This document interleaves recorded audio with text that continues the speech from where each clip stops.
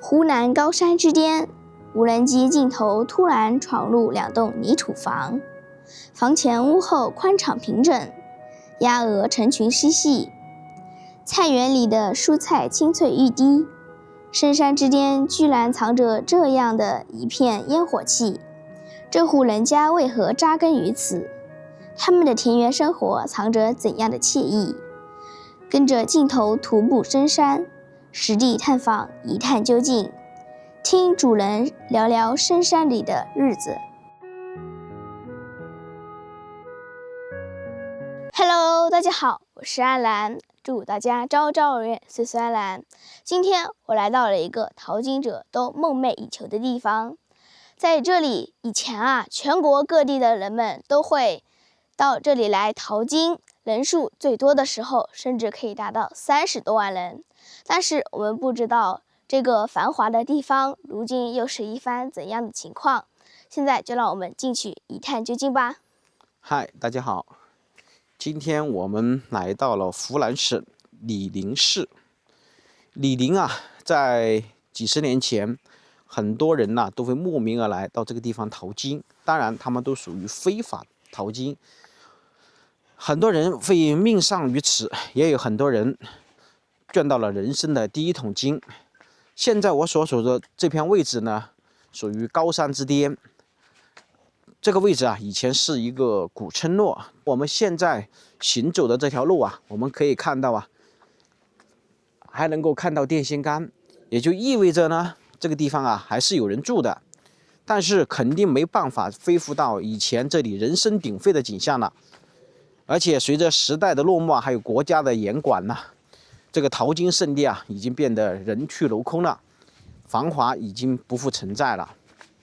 现在我们就沿着这条路走到这个大山里面去看一看，看看这个大山里面如今又是一番什么样的景象了。然后呢，我们要跟这个山里面的当地村民去了解一下这个大山的以前的一些生活故事还有历史现在我们走在大山里通过无人机我们看到这个路的旁边有一户人家，但是正常应该是会有人住在里面，因为电线杆一直延伸到了这个大山的山顶这边，而且这个电线杆都是新拉的。这条路面完全是泥巴路，虽然上面有很多明显的车轮印，要是遇上下雨天、下雪天，这个车子是没办法开的。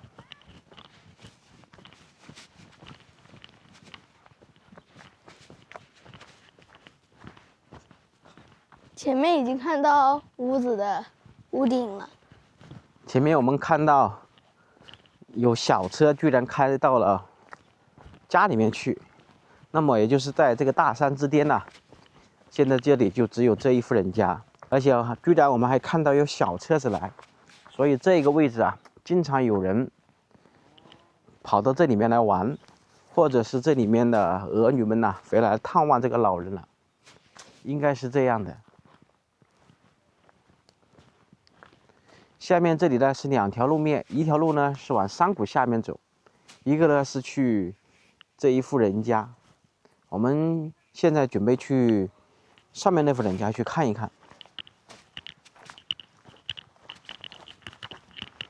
整个这条路面应该都是后期挖机把它重新扩宽了，只不过现在呢就可以在天晴的时候可以跑下车，但是遇到雨雪天气，这条路还是没办法跑的，车子上面全部是泥巴。我们从这个地方看上去，房子上面的瓦片都破损的比较严重了。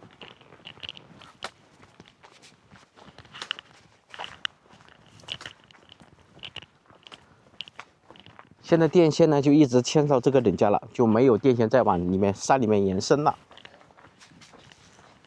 这样看来，这户人家生活在这里，方圆2-3公里以内找不到人了。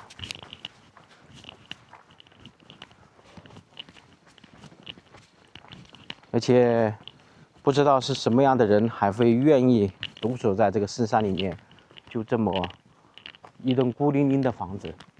正常以前这个位置上面可能会有人家住在这上面，因为在这山上啊，既然有人家住，肯定不止一户，只不过是后面有很多历史原因啊，导致这个山里面的人呢，陆陆续续的都搬出去了。当然还会有个别的人呢，会坚守在这个山里面，因为他们想过上与世无争的日子啊，过上清静的日子，然后过上那个田园般生活的日子。尤其是老年人，他们不想去城市，太吵太闹了。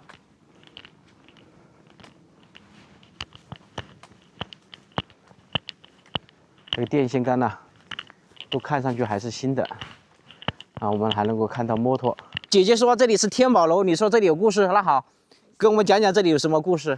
讲讲这里的故事哈，这个是正宗我们李宁的，算是比较高的山，这是天宝楼的啊。天宝楼这个名字也很神奇呗。啊。以前在我们这里过去上去，就是你们刚刚停车那个地方啊，它那里是真正的有天梯的，好像是有99等，还是我们等会可以去看一下，我都没怎么去看过，就是用那个石板，这么石板，它去刻的那个一梯一梯的那个天梯，那个。就是石头上面刻有数字。没有数字，应该是没有数字的。它就是用石板嘛，一梯一梯的嘛。就整个是99梯，大概可能99步。现在还有没有这么多不知道，等会去看一下。啊。然后以前我们这里很繁华的，不光是像我们现在这样的，我们这个地方以前很多人，像我们这里一排全是人家。我们对着那个地方还有一个古安，知道不？古安是什么意思不？就是一个庙的意思哈。这个地方，这个地方还有一个庙的，但是现在已经没有遗迹了。以前下面是个安。哎，安面积大不大？大。以前我们这里人是超级多的，就是我小时候的人这里都是超级多。100多号人吗？还不止吗？那还不止，就是人家喜欢到我们这里来玩，很聚人的这个地方。但是现在这里的人全部搬出去了。全部搬出去了，没有。天宝楼，难道它有一个什么样的寓意呢？或者是说？这个。啊，你父母知道吗？他们可能不知道，我牛你晓得不？好，天宝楼是要哪一个喽？天宝楼上面地势高啊。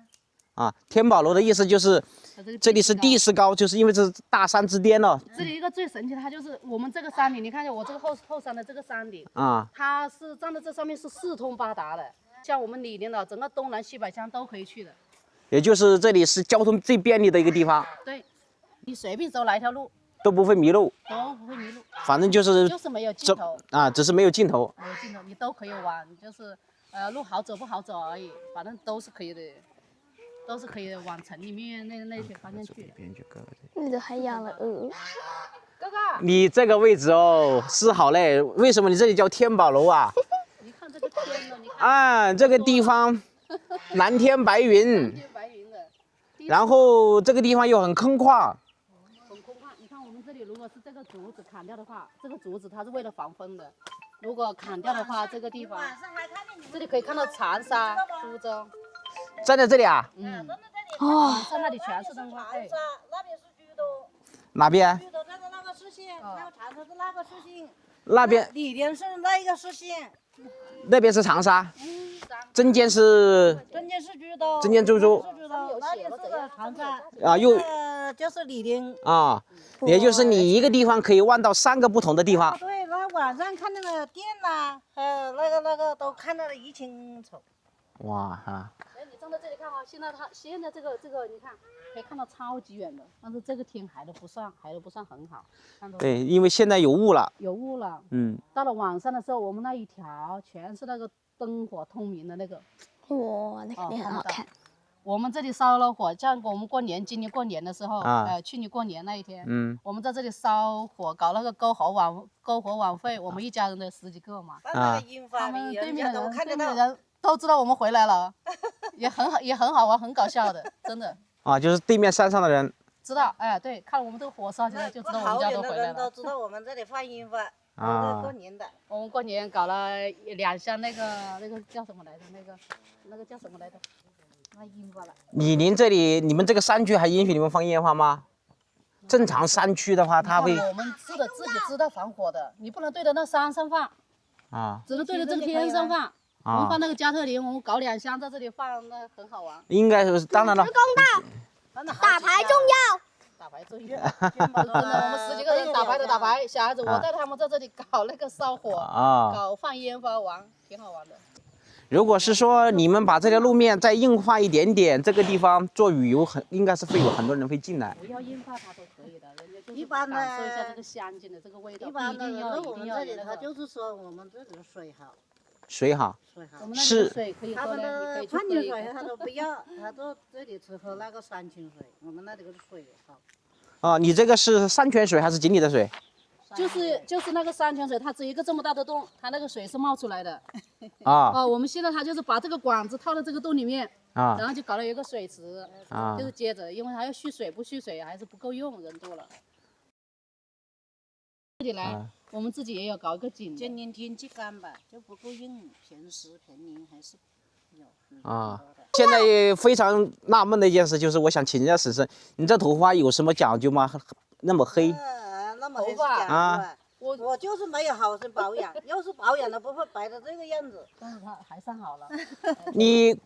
他们的你看他们没有老人斑驳。没有吗？是那个血流得快，就是他每天运动了，就是自己保养的，不是。是啊，你看你脸上没什么皱纹，头发又是黑的，整体你看好年轻。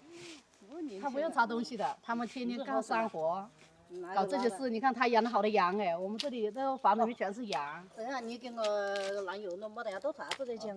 你这里养了好多羊啊？养了好多羊。还有这些粉皮，那就是等于叔叔跟阿姨、跟婶婶，你们就一直就住在这地方，也不到城里面去了吗？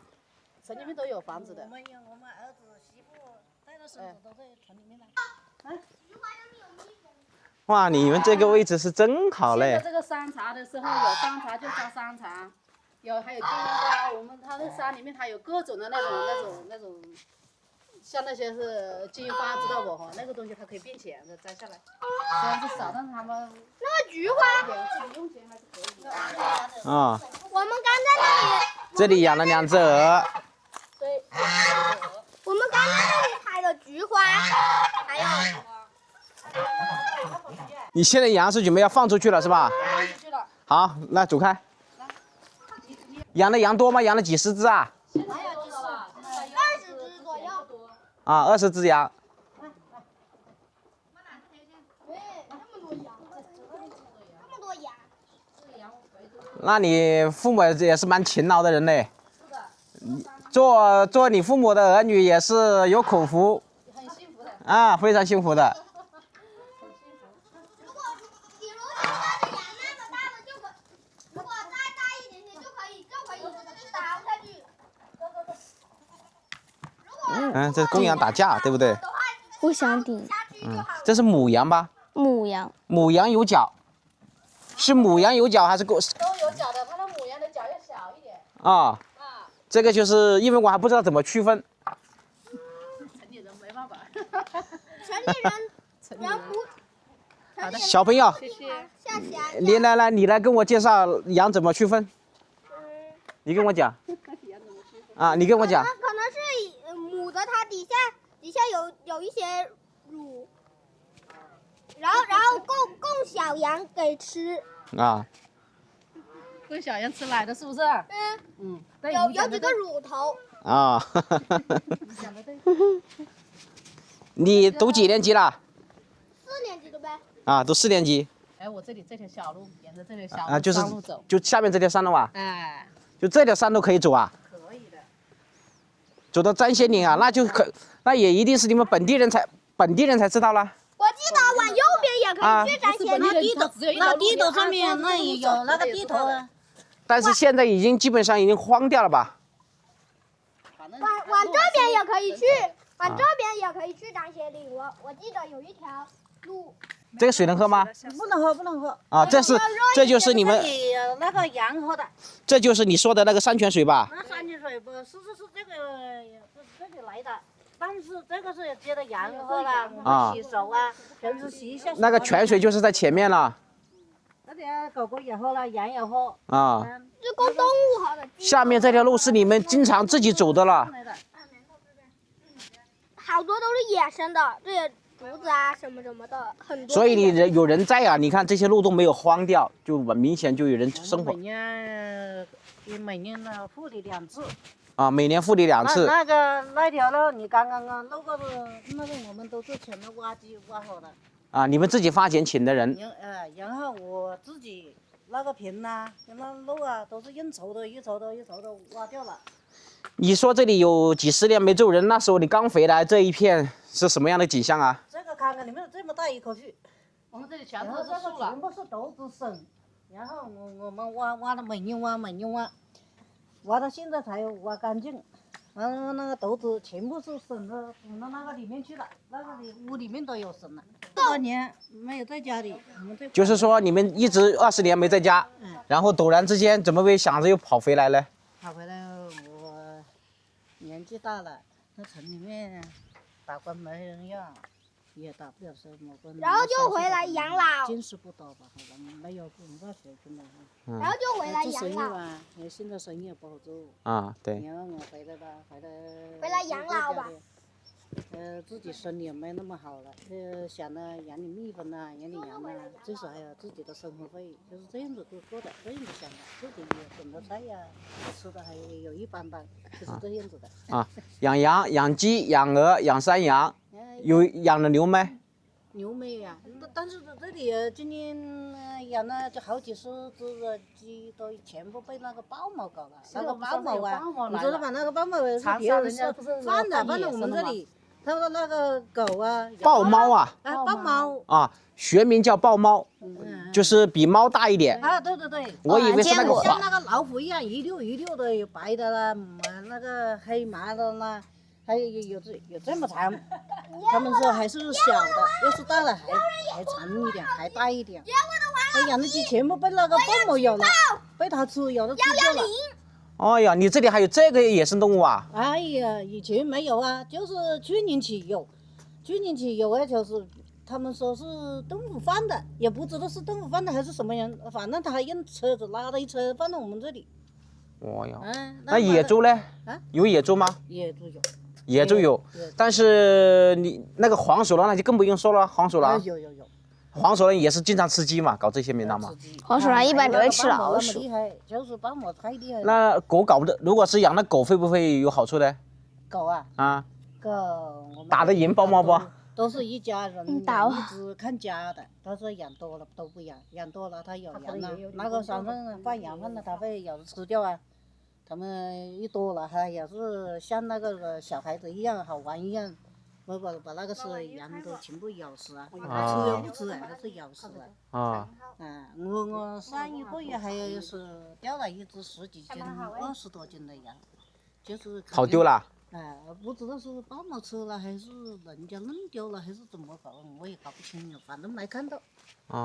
只知道家里少了一只。能不能把那些豹猫用东西打呢？他们说是国家放在一起保护动物啊。是最多的时候呢，我们人坐在这里，它野猪走这里下去，走这里来啊。就是今年、去年都有吗？我们去年嘛，应该是。去年这里下去啊？那野猪也蛮大的，它走这里下去啊。它不吃你们的菜吗？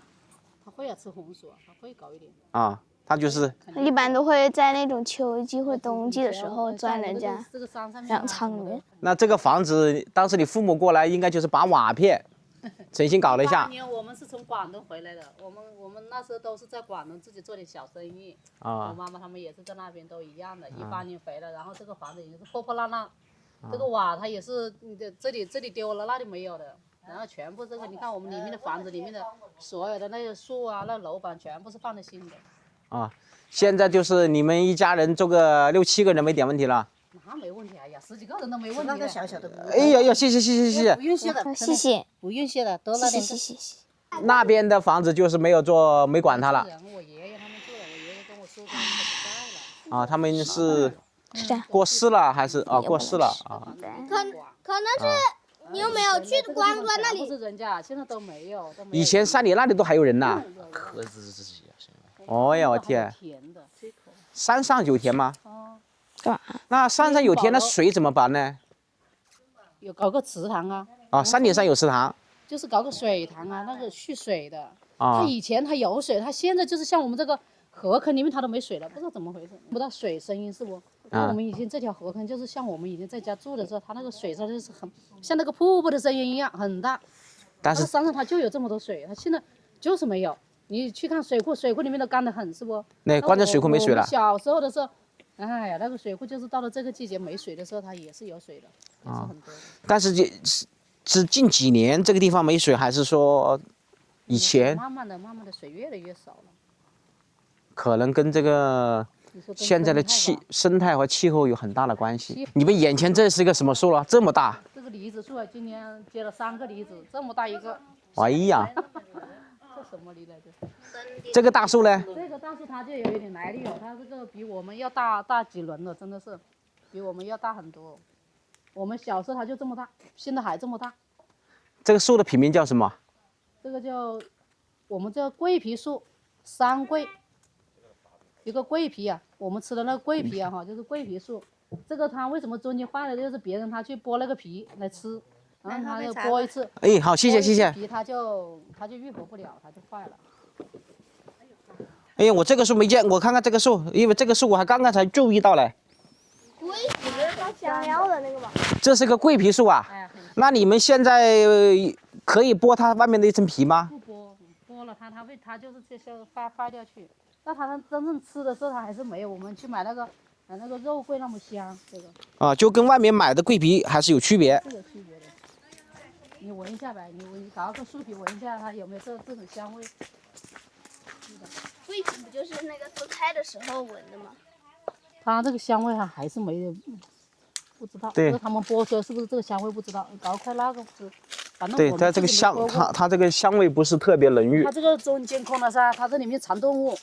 动物有很多种，空心了以后，但是这个树还长得蛮好嘞。长得蛮好，它现在已经发新的出来了。这2棵都是发新的。那这2棵树如果是这样，那有100-200年了吧？有，这个有的。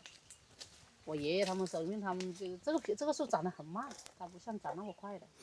那你爷爷那么计时起就有的话，最少就有200年了。有，我爷爷在的话都有100了。那这个树长在这个地方，夏天好凉快哦。好凉快，很舒服。现在可是纳凉。去年我拿了好多这个装上来，本来是这里搞个凉亭喝茶什么的。然后我妈妈他们这上面没那么大的行星了，他们总是有事干。那现在这个山谷里面还有1-2户人家住。我们这下面有他们没住。啊，没人住了。对，那个地方还有几户，这里有户，然后对面山上也有。还住的人吗？对面山上有住的人，他们才建了新房子。啊，建了新房。那边呢？左边那边呢？也住的人。哇，现在不过都是那些老人家住的，年轻人就像我们就是很喜欢来玩，就是这样天气好上来啊玩一下。有时候住一个晚上，有时候一个晚上都没住，吃个饭就走了，就是这样。你现在这边前面的风景真棒嘞，这样看上去真的很棒嘞。对，我们这个地方这样子去看更好看，但是要把这个竹子去掉的话，就是正好的。所以看到青山连绵，你这样拍出来还是没有亲眼所见那么好看。天宝楼，所以这个名字啊，非常大气，非常神奇。天宝楼。你这个房子就是印的泥巴，里面有搞点墨线，没有，然后石头。86年搞的。1986年。那到今天就刚好40年了。40年了，我儿子刚好40岁了，我儿子出生那年住的。你咋知道这里面有墨线是怎么来的？我都不知道。过来地方混那个墨线噻。墨线嘛，就只有钱。看看你家里的房子，参观一下。哎呀，我里面是要饭的一样，比要饭的人还搞得麻烦。这个地面搞得还是干净的。你是的。我妈妈平时在家搞得很干净，她说这几年忙不赢，可能。所以说我说为什么说我说婶婶这个做事情做得好呢？你看，人显得年轻，再一个里里外外打扫得干干净净。你看看这个草坪里面干干净净，哪里干净？非常干净。但是没办法，我是搞茶。我们都要受一些影响的，一直受一些干扰。他的农民呢，就是他跟我爸爸2个人搞的嘞。啊，这个上面是吧？一般的木工还搞不得这么好。你爸爸是木工吗？不是，是铁匠。铁匠啊？好像是铁匠。啊，你外公是铁匠啊？对。你确定？确定。确定吧？你是听谁说的？你怎么知道？是贴下的，是真的。啊，是真贴下是吧？你看他们的是这水泥地，它也是他们搞的。啊，这房子。哎呦，我怕我这个房子有点乱。没关系，没关系，没关系，没关系。看下楼顶，都是一般年回的，全部这样搞的。它这个做楼顶以后就是隔潮了吧？隔潮也隔灰。隔灰几方面呢？整个这个上面的黄梁啊，这个瓦片啊，全部都放了。全部放了。开始的都融了，融化了。后来我们回来又用了2万块钱搞的。那这个位置以前也就是这么设计的？以前对呀，是以前这样子的。这个楼梯，上面以前这里住人吗？以前都没有。我是说，比如说小时候，比如说不要说小时候，现在我们要是下面住不完，我们都往上住。啊，那楼板可以直接睡人的。啊，当然了，就铺一层被席啊或凉席啊什么的。今天是他几个小家伙都回来了，是不得了，这个地方是爬上爬下的。下来。啊。玩捉迷藏的时候都。所以房子有人住，它就会显得更温暖。更温暖了，然后呢，房子就显得不会那么破旧。过年的时候，儿子啊、媳妇啊、孙子啊都回来了，然后我女儿他们都回来了，很多人一桌子。他们愿意吗？愿意，一桌子都坐不完。我有时候去其他的一些那个山里面，他有的儿子小媳妇就不想来，还有甚至就不来。这一多就是吃一个饭就走了。现在他们还小嘛，不懂嘛，然后他大了肯定不会来，他说这里没味道。不会。像他也喜欢来，我女儿他们都20岁了，他也喜欢来的，很喜欢来。这就是什么？这就是家教，言传身教。其实这就是我妈妈他们有爱，有。他是真的，我爸爸妈妈他很有对小孩子很有爱的。是的，这上面就是一个厨房了，这是大的一个厨房。好多木头。婶婶，问一下你这个红薯粉的话。要多少才能打出1斤这种红薯粉丝来啊？我们这里总共有350斤发红薯，然后打到这么一点点粉。350斤红薯，如果是这样子算下来，这里应该有个10斤吧？10斤粉啊？10斤啊？不止。就晒干呢？晒干的不止。晒干都不止啊？那有30斤呢？100斤番薯。能够打25斤粉啊，打25斤粉。300斤番薯355，就是75斤粉。啊，75斤粉。这个里面没有夹杂其他东西不？没有，完全就是那个红薯粉。啊，这就是完全就是比你外面买的肯定要好吃多了。好吃一点。啊。是那种普通的红薯还？啊不用谢谢。它那个就是普通的那种红薯打的吗？还是说有特？因为有一等。因为红薯好像有很多品种嘛，大一颗，小的有这么大一颗，那个一颗一颗的都是红的，红皮。红皮。都是家里面自己吃的，等单纯吃的那一种。啊。就是用红色的红薯做这种红薯粉丝，做红薯粉丝了。啊。是红色的。对的。但是里面是白色的。对。里面是白色。看晶莹剔透。晶莹剔透的，自己搞出来的，晶莹剔透的。搞的那个好吃一点。你这些木子都是你自己去山上摘的野生的？你一个人捡的？捡这么多。我老公他在里面。啊，这全部是野生的吗？全部是野生的。那这里比那个茶椒的不同一点。啊。油也不同一点。这一天打出多少油出来？这个一般都有60斤到70斤。这里点茶籽果啊，这一片全部打下来可以打60斤油啊。要是油了好就有50斤。啊，50-60斤。如果都搞得干干净净，就没有那个是的。杂物。你肯定搞得干干净净，你想你这个糙品都被你搞得干干净净，那其他东西肯定搞得更干净了。现在搞不了那么大，有车有鸡，全部到处都是鸡屎。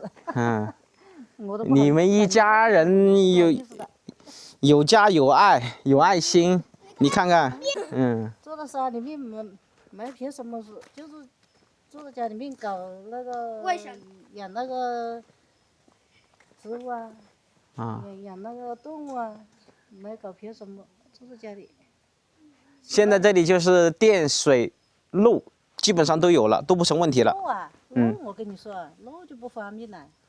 那个这里从我们家里到那个山上是我们自己掏钱那个来搞的。这里花了多少钱修路啊？那以前是花了3000多块，第2次又花了2000多块。那个下面的路吧，就是从那个坡里，那个坡坎里面上来到那个奥数，你刚刚来那个奥数，对，后来我去花了3000块钱，这是我们私人拿的钱。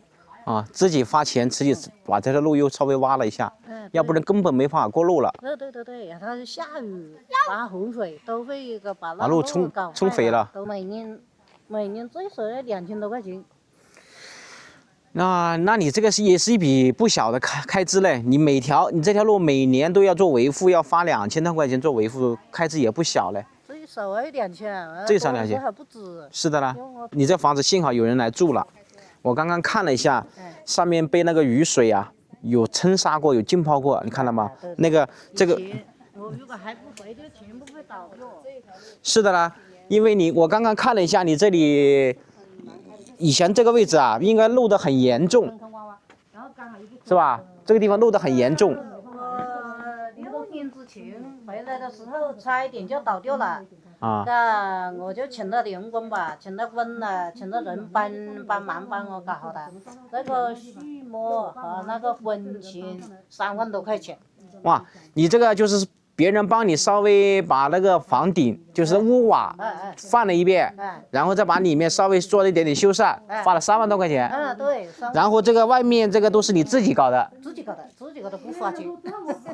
那就这么一点点东西就花了3万多块钱。那人工还有蛮贵哎，人工200，那时候他有240块钱一天。240块钱一天的人工。这里吃一餐午饭，早饭都晚饭都回家吃，吃一餐午饭。我如果还不回，全部会倒掉了。全部塌下来了。是的，我刚刚看了一下，认真看了一下。以前你这个上面它是不是有一个栏杆呐？类似于那种吊脚楼的形式啊？这里是不是有一排栏杆？在2楼的时候。什么？就是这个2层的时候，以前有栏杆吗？以前是有，后来都全部都坏掉了吧？你就全部把它拆掉了。这个狗是你们自己养的吗？是我们家。就养了一条狗。养了一条狗。刚刚都没看到它。它躲起来的。它小乖乖，它老是去跟它度假。它就躲到藏起来了。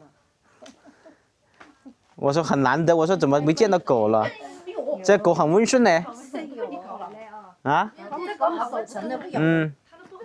是的，好温顺的。这现在的狗咬不得，咬的人就不得了。也不给它咬。这个狗还怕你哎，小朋友，你是不是经常欺负它？是的。我经常追着它玩。那只狗它总是把我们家的东西全都给叼走。因为这个狗老是绕着你走啊，看着你都绕着走。现在与叔叔还有大姐他们一家呀，聊了接近1个多小时。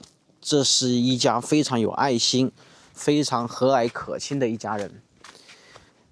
从聊天中得知，他们这一家人啊，在20年前就没有居住在这个地方了。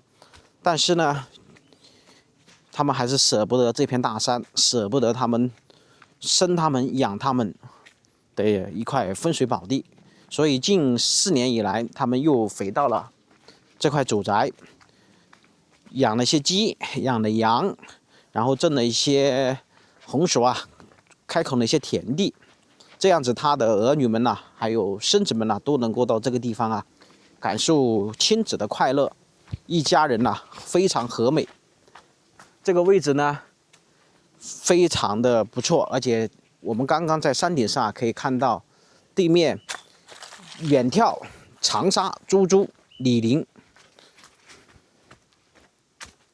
现在呢，我们又计划从他们家的小路上走到山脚下去看一看，因为刚刚上面的一位大姐说呢，山脚下以前有一个古庵，还有旁边有一户人家，我们先下去看一看。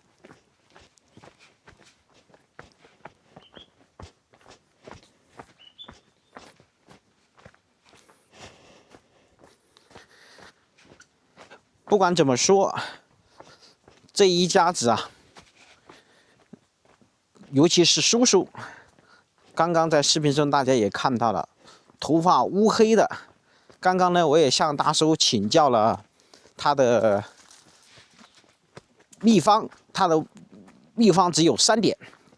第一个秘方，心态要好；第二个地方，不吃垃圾食品；第3个秘方就是多运动，保证身上有活力。这样子呢，人啊，他就会显得更加年轻。叔叔的年龄啊，已经有73了，所以他的身体啊还是非常的棒，可以肩挑、手扛都没有问题。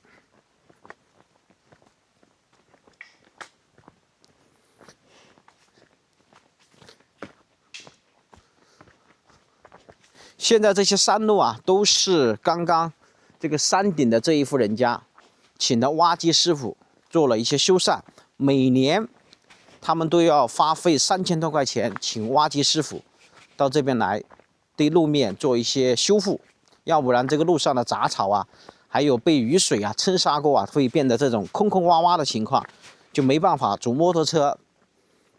因为山脚下呀，还有一户五保户，就是没有儿没有女，就是一位老人住在山脚下。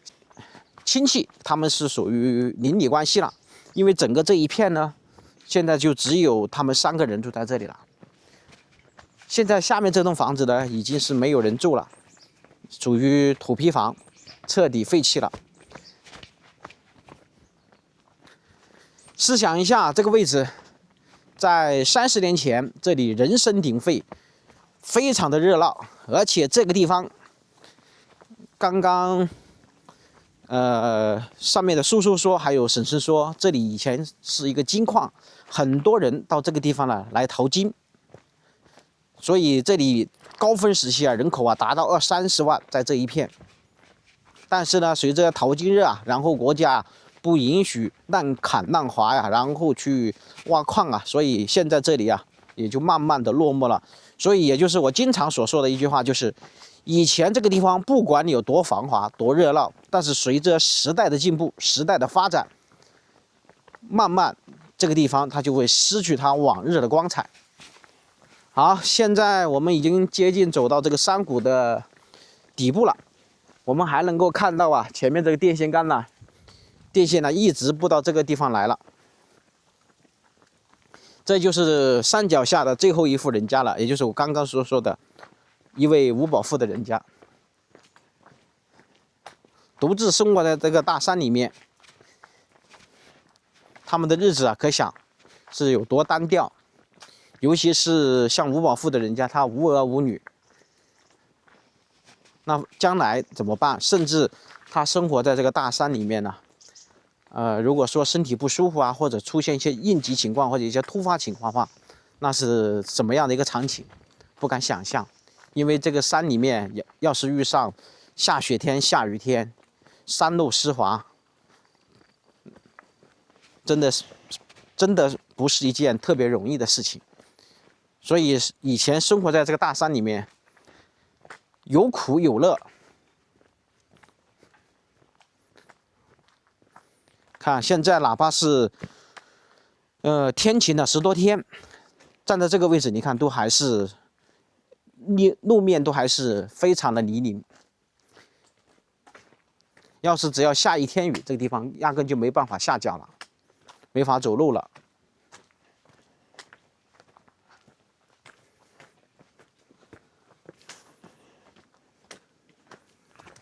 虽然这里有很多车轮印啊，都是有人从这里啊搞竹子啊，搞树木啊。就是这一户了。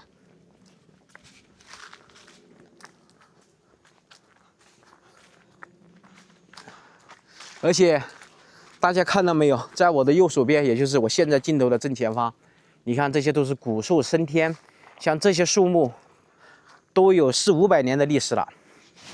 而且刚刚在那位叔叔家里他们门前的那棵树也有200多年历史了。现在这棵树呢，那更不止200年了，保守有500年甚至上1000年的历史都有可能，因为这是一座原始的大山。看这上面还有衣服，然后呢，门口呢还种植的一些青菜，因为这是一户5保户的人家，所以他一个人呢，吃住穿用都不是特别多。他这里还种了一些青菜。他只需要一点点青菜就够他一个人生活了。然后上面你看还养了好多蜂箱，这样子他一年四季啊，可以光蜜蜂这块收入都还是会有个几千块钱。然后呢，大家看到没有，在这个山脚下，我们还能够看到一直有溪水流下来，哪怕现在是属于干旱的季节，到冬天呢，基本上雨水不是特别多，源源不断。非常冰凉，源源不断的山泉水。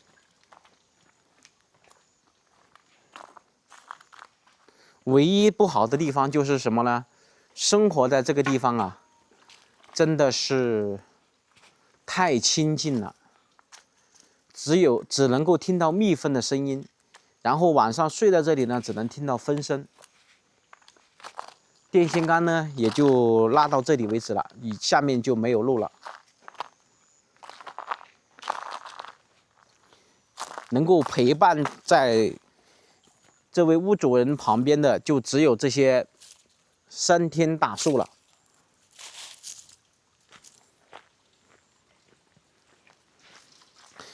看样子，住在这房子里面的这位老人呐，应该是去山里面做事情去了。它这里都是一棵板栗树嘞。看看这些树木都是上几百年甚至上1000年的历史。好啦，我们今天到这个大山里面来参观的这个古村落啊，目前啊，基本上就只有3个人住在这里面了。所有的年轻人呐，都已经离开这个地方了。除了刚刚我们在山顶上的那户人家，他有1个儿子，2个女儿。平常逢年过节会到他们家，会到爷爷奶奶到他父母这边来相助，会热闹非凡以外，平常啊这个地方啊会是静寂无声。当然这个地方呢适合过来呀修身养性，而且我刚刚跟山顶上的那位叔叔开玩笑说，等我有闲情的时候，我要过来跟他做邻居，他满口答应。曾经热闹非凡的古村落，现在就只剩2户人家，3位老人在这里居住。在山顶的风景非常的好，所谓一方水土养一方人，他们为人也是非常的热情好客。我在这里祝他们永远幸福健康，寿比南山，福如东海。好了，今天的视频我们就给大家分享到这里了，感谢大家的收看，我们下期视频再见，拜拜。